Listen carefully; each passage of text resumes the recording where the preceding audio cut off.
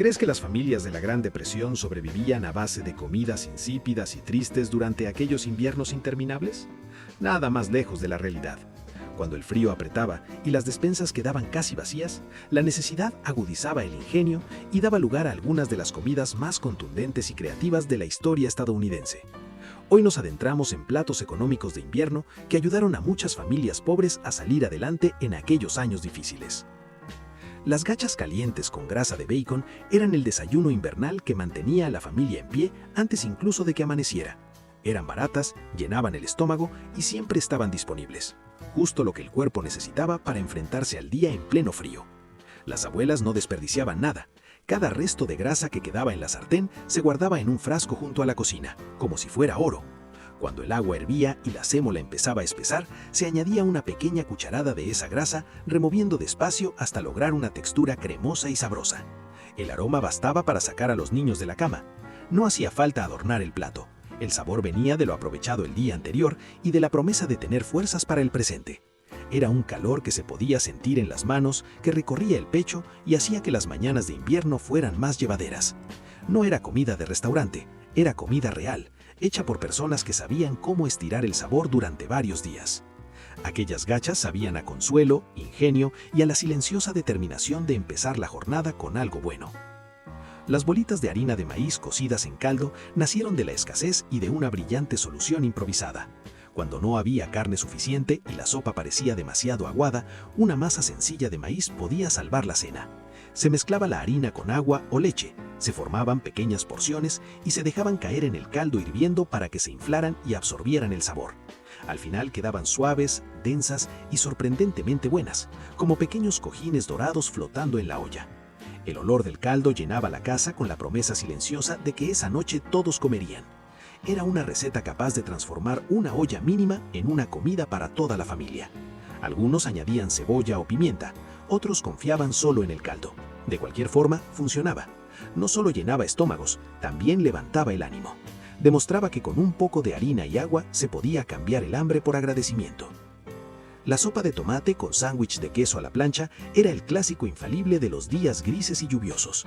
En cuanto el cielo se cubría, los niños empezaban a desear que sus madres prepararan esa combinación exacta porque nada igualaba la sensación de mojar un sándwich caliente en una sopa humeante. La sopa solía salir de una lata, barata y fiable, mezclada con agua o leche, para suavizarla. Mientras se calentaba, el aroma intenso del tomate llenaba la cocina y prometía consuelo antes del primer sorbo. En la sartén, el pan se doraba lentamente en mantequilla hasta alcanzar ese tono perfecto, mientras el queso se derretía por completo y se estiraba al separar el sándwich. Los niños apenas esperaban a que la sopa se enfriara antes de mojar el pan, absorbiendo todo ese calor y sabor de una sola vez. Era una comida sencilla, económica y rápida, ideal incluso en los días de mayor cansancio. Y aún así, nunca se sentía rutinaria. Era como un gesto de cariño servido en un cuenco, un sabor que decía, estás a salvo. Para muchos niños, equivalía a un abrazo cálido en medio de un mundo frío y apagado. El spam con huevos era la cena de emergencia que nunca parecía una solución de último momento. El spam venía en una pequeña lata rectangular y al escuchar ese sonido característico al deslizarse fuera, todos sabían qué tocaba comer. Se cortaba en lonchas finas o gruesas y se freía hasta que quedara crujiente por los bordes y se servía junto a huevos revueltos, a veces frescos y otras veces en polvo. Era salado, grasoso y, contra todo pronóstico, bastante sabroso para quien había crecido comiéndolo. Algunos despreciaban el spam, pero cuando el dinero escaseaba era un auténtico salvavidas. No necesitaba refrigeración, duraba mucho tiempo y podía repartirse en varias comidas.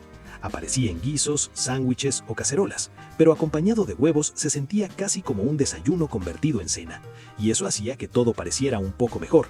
Se cubría con ketchup o salsa picante, lo que hubiera a mano, y se comía alrededor de una mesa pequeña, con sillas desparejas y luces parpadeantes, pensando que la situación podría ser peor, y muchas veces lo era. La cacerola de flan de tomate convertía dos ingredientes comunes, tomates enlatados y huevos, en una comida sorprendentemente sabrosa que reflejaba el ingenio doméstico de mediados del siglo XX. Los huevos se batían con leche y un toque de azúcar, se vertían sobre los tomates picados y el pan rallado, y todo se horneaba hasta que cuajaba y la superficie se doraba ligeramente.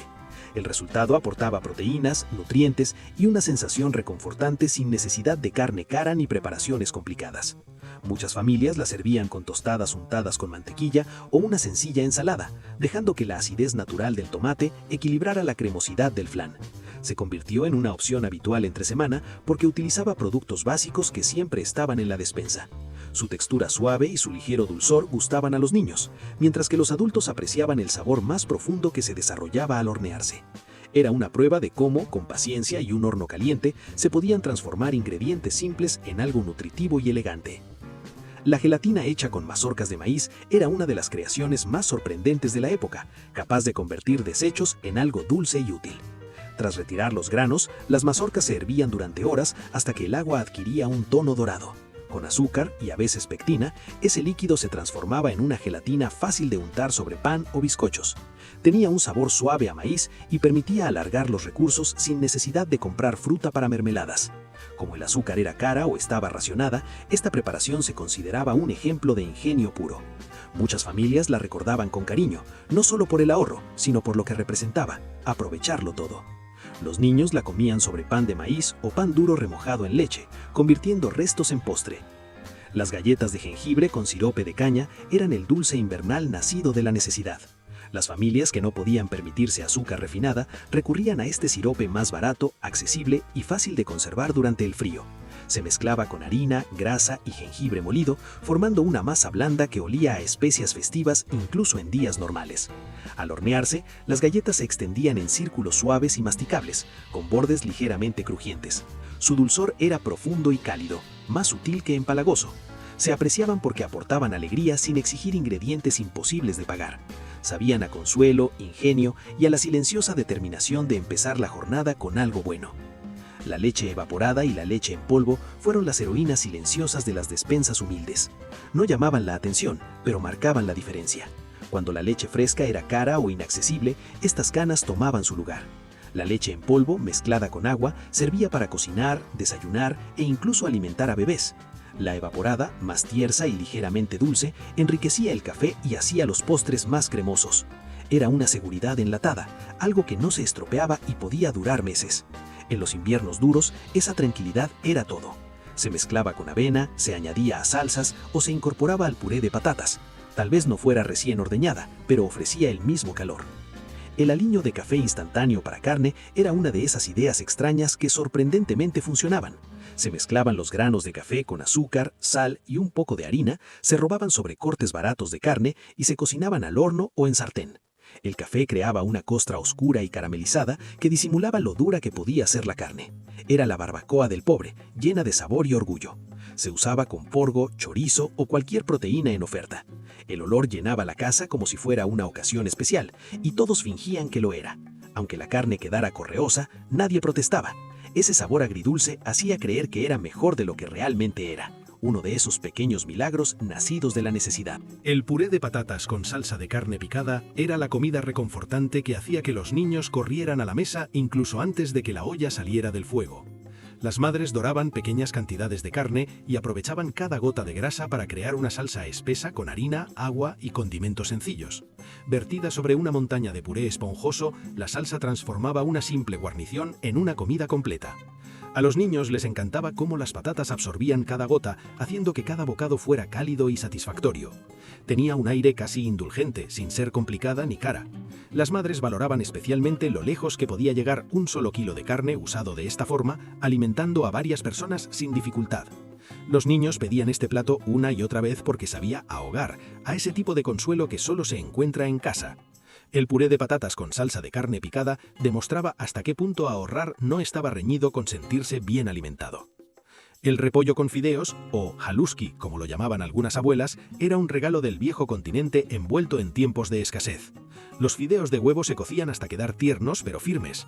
El repollo y la cebolla se salteaban en mantequilla o aceite hasta rendirse y convertirse en tiras doradas y dulces.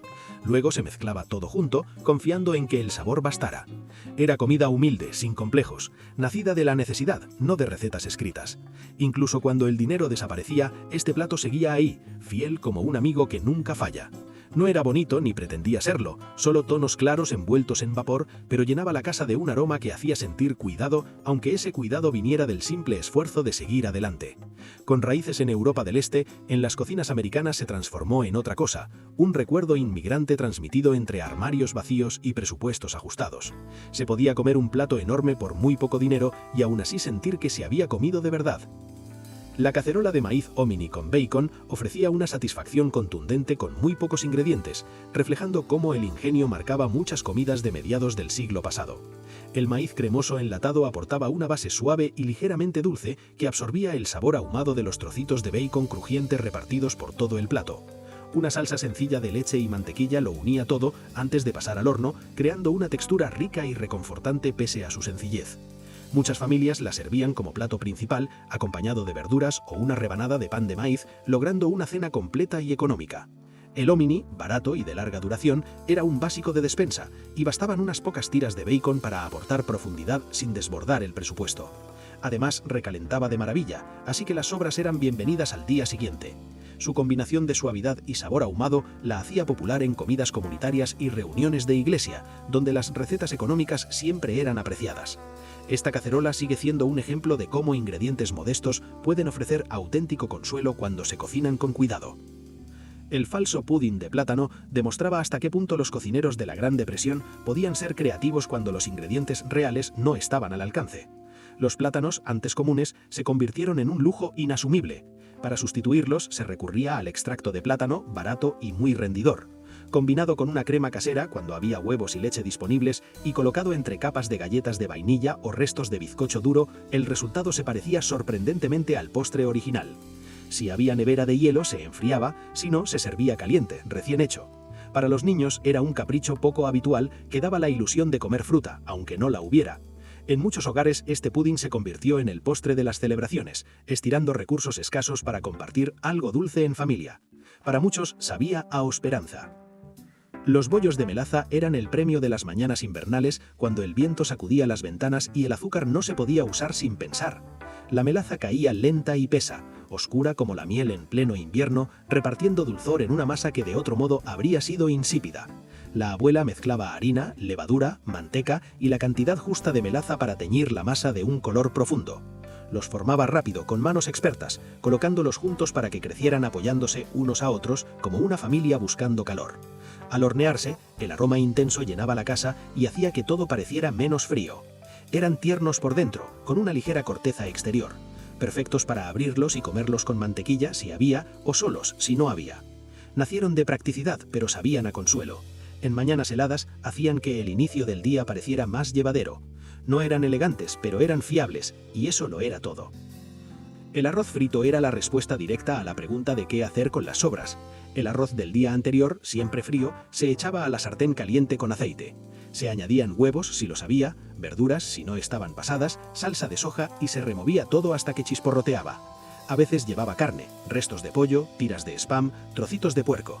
No seguía una receta, era una reacción a la escasez. Cada ingrediente era una concesión que, milagrosamente, terminaba funcionando. Se aprendía a hacerlo sin medir, sin normas, solo con intuición y necesidad. A veces no había más que arroz y ganas de que alcanzara. Nunca sabía igual 2 veces, pero siempre cumplía. Alimentaba a muchos, se recalentaba bien y hacía sentir que uno sabía cocinar aunque solo hubiera mezclado lo que había.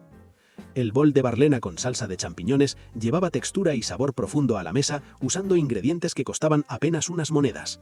La barlena se cocía hasta quedar tierna y se servía caliente cubierta de una salsa espesa de champiñones, cebolla salteada y un chorrito de leche o caldo. El toque tostado de la barlena combinaba a la perfección con la salsa sabrosa, creando una comida reconfortante y sorprendentemente saciante. Demostraba que no hacía falta carne para lograr un plato lleno de sabor, por lo que era muy popular entre familias que buscaban opciones económicas. La barlena se conservaba bien y rendía mucho, permitiendo varias comidas a lo largo de la semana. Además, aceptaba sobras sin problema. Acompañado de una sencilla ensalada, se convirtió en uno de los platos silenciosamente más queridos de las cocinas austeras de los años 60. El desayuno caliente de arroz con pasas era el abrazo matinal al que muchas familias recurrían cuando el frío se colaba por el suelo. El arroz de la noche anterior nunca se desperdiciaba, se recalentaba con mantequilla, un poco de leche si había y un puñado de pasas o cualquier cosa dulce a mano. El contenido se calentaba despacio hasta volverse cremoso, llenando la cocina de un olor reconfortante. Era barato, sencillo y llenador, el tipo de desayuno que mantenía a los niños calientes camino a la escuela. No hacía falta receta, solo memoria. Sabía a cuidado, a un pequeño gesto de cariño antes de que el día pidiera más de lo que nadie quería dar. Hacía que las mañanas de invierno fueran más suaves. El puré de colinabo y zanahoria unía dos raíces resistentes que crecían bien en climas fríos y ofrecían alimento seguro mucho después de la cosecha. Se pelaban, se hervían hasta quedar tiernas y luego se machacaban con mantequilla y un poco de pimienta negra hasta lograr una crema dorada y suave. El dulzor natural de la zanahoria equilibraba el sabor más terroso del colinabo, creando un plato sencillo pero sorprendentemente agradable. Como estas verduras se conservaban durante meses en sótanos y despensas, las familias podían contar con ellas para comidas económicas cuando los productos frescos escaseaban. A los niños les atraía su color y su sabor suave, mientras que los adultos valoraban su textura contundente y los nutrientes que aportaba. Se servía como acompañamiento o como plato principal con pan cuando no había más, representando a la perfección la idea de aprovechar lo que daba la temporada.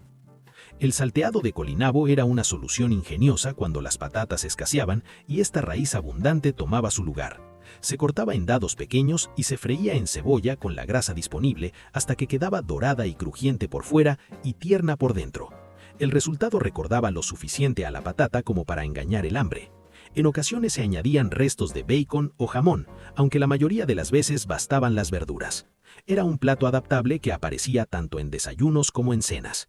Muchos niños crecieron sin darse cuenta que comían un sustituto porque el sabor cumplía su cometido. Este plato mostraba cómo la necesidad se convertía en costumbre y la escasez en normalidad.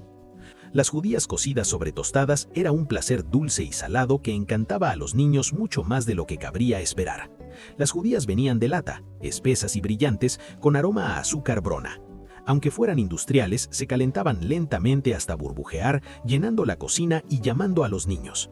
El pan tostado servía de base crujiente y encima se vertían las judías hasta cubrirlo todo, dejando caer la salsa por los bordes. Los niños comían sin esperar, quemándose la lengua por la impaciencia. La mezcla de crujiente y cremoso hacía cada bocado especial, y el toque dulce convertía la cena en algo casi festivo. Era rápida, barata y reconfortante. Las madres recurrían a ella en semanas difíciles, y los niños la pedían no por lujo, sino porque siempre cumplía. El repollo frito con pimiento rojo seco era una comida nacida de huertos ya dormidos bajo la escarcha, pero mantenida viva gracias a la previsión. Durante los meses cálidos, las familias secaban pimientos rojos y los colgaban en la cocina, esperando el invierno. Cuando el frío se asentaba y las verduras desaparecían, el repollo seguía firme en la despensa. Se cortaba en tiras finas y se salteaba en grasa de bacon o lo que hubiera, junto con pimiento triturado, hasta que la sartén chisporroteaba y llenaba la casa de calor. El pimiento no solo aportaba picante, también devolvía un recuerdo del sol de verano en plena tormenta invernal. Con una sola col y un puñado de pimientos se podía alimentar a toda la familia, y nadie se quejaba porque el sabor hacía olvidar lo simple de los ingredientes. Era supervivencia disfrazada de comida reconfortante, un plato que sabía a determinación. El hígado con cebolla era la comida que ponía a prueba el carácter. Nadie la pedía, era la que tocaba. El hígado se freía hasta quedar oscuro y denso, cubierto de cebollas blandas que supuestamente mejoraban el sabor. El olor bastaba para echar a cualquiera, pero era barato, nutritivo y no estaba racionado, así que se comía. Se cortaba en trozos pequeños, se ahogaba en ketchup o mostaza y se tragaba rápido. Los adultos decían que era bueno para la salud. Los niños lo vivían como un castigo. Semana tras semana volvía al plato y cuando se terminaba, uno sentía que había ganado algo. No era verdad, pero esa sensación ayudaba a seguir. El caldo antiguo de huesos con pimienta era la base silente de invierno. Huesos que otros habrían tirado se hervían durante horas con cebolla, pimienta y restos variados. Poco a poco el agua se transformaba en un caldo profundo y nutritivo. Se bebía solo en los días más duros o se usaba para sopas, guisos y masas conforme pasaban los días. Sabía a paciencia, a fortaleza tranquila, a sabiduría heredada antes de que existieran recetas escritas. Calentaba el cuerpo y calmaba el hambre persistente del invierno. Las tortillas de avena nacían de mañanas en las que desperdiciar era impensable. La avena fría del desayuno se mezclaba con un huevo, algo de harina y se freía como si fueran pancakes. Quedaban crujientes por fuera y tiernas por dentro, con aroma a canela o al poco azúcar que se hubiera añadido. Era un desayuno lógico en tiempos ajustados. Ya estaba hecho, solo había que mejorarlo. Los niños lo veían como algo nuevo, no como sobras. Muchas familias nunca olvidaron estas tortillas porque representaban la habilidad de sacar algo bueno de lo que quedaba. Aun cuando la situación mejoró, muchos siguieron preparándolas por costumbre. Las manzanas almacenadas fritas en sartén eran un básico invernal que mantenía vivo el sabor del otoño. Guardadas en barriles, se ablandaban con el tiempo, pero sabían cómo devolverles la vida. Se cortaban en rodajas finas y se cocinaban con mantequilla y azúcar hasta dorarse y perfumar la cocina. Canela o nuez moscada añadían un calor especial que se sentía en cada habitación. Era un plato sencillo, pero se sentía como un lujo cuando la fruta fresca ya era un recuerdo. Cada bocado sabía a memoria guardada, a la certeza de que lo bueno no desaparece, solo espera su momento. ¿Cuál de estas comidas de invierno traerías de vuelta para calentar la mesa de tu familia? Comparte tus recuerdos y recetas en los comentarios y no olvides apoyar el canal para seguir descubriendo sabores olvidados del pasado.